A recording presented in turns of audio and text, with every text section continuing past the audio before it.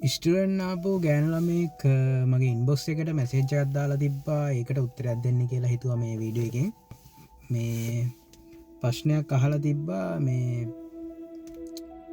මම job visa වලට මාරු නම් පස්සේ F2R හරි E7 හරි ඒ කියන්නේ එයාගේ හස්බන්ඩ් කොරියාවේ G1 වීසා එකෙන් ඉන්නවා කියලා කිව්වා. එයා ජොබ් වීසා එකට මාරු නම් පස්සේ F2R හරි E7 හරි එයාට එයාගේ හස්බන්ඩ්ව ඩිපෙන්ඩන්ට් වීසා විදිහට තියාගන්න පුළුවන්ද ගන්න පුළුවන්ද කියලා යා ඉන්න තැනට ජොබ් වීසාවලට මාරුණාම කියලා. ඉතින් ඇත්තටම ජීවන් ඉන්න කෙනෙක් ඔයා ස්ටුවන් වීසා ඉඳලා ජොබ් වීසා එකට මාරුණා කියලා ඔයා ඩිපෙන්ඩ් වීසා යටතේ ඔයාගේ හස්බන්ඩ්ව ගන්න බෑ. ඒක නීත්‍යානුකූල නැහැ. ඇත්තට මේක කරගන්න බැරි වැඩක්.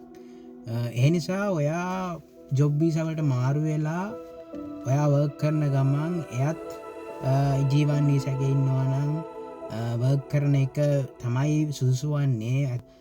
හස්බන්ඩ් මෙහි ජීවන් වීසා යටතේ වැඩ කරනවා වෙන්න පුළුවන්. එහෙම නැත්නම් කරි නඩුවක් ෆයිල් වෙලා ඒ යටතේ හැරයි මොකක් හරි ප්‍රශ්නයක් නිසා රැඳී ඉන්නවා වෙන්න පුළුවන්.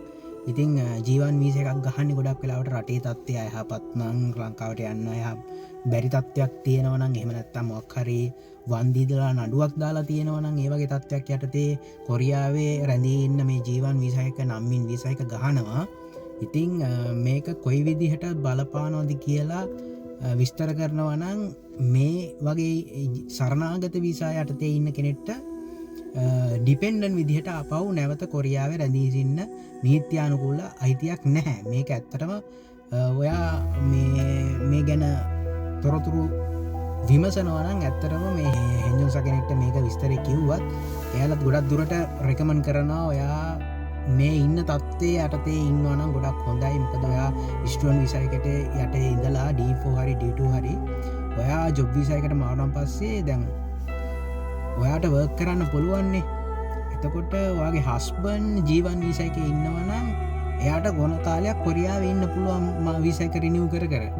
ඒ නිසා මේ ඩිපෙන්ඩන්ට් වීසා යටතේ හිටපුවාම ඔයාගේ මුල්‍යම පැත්තත් බැලන්ස් කරගන්න හරි අමාරුයි වයි විදිහට ඔයා හස්බන්ඩ්වත් බලා ගන්න ඕනේ. ඉතින් ඇත්තටම මන් දන්නේ හස්බන්ඩ් ඔයාගේ ඔළුවට දාපු දෙයක්ද මේක කියලා. ඇත්තට මේ වගේ කෙනෙක් නම් ඇත්තට මේක ඔයාලා දෙන්නටම ගොඩක් මුල්ලිම පැත්තෙන් ෆයිනෑන්ෂල් පැත්තෙන් ඇත්තටම ගැටලුකාරී තත්ත්වයකට මුහුණ දෙන්න වෙනවා ඒ වගේ දෙයක් කරන්න ගියොත්.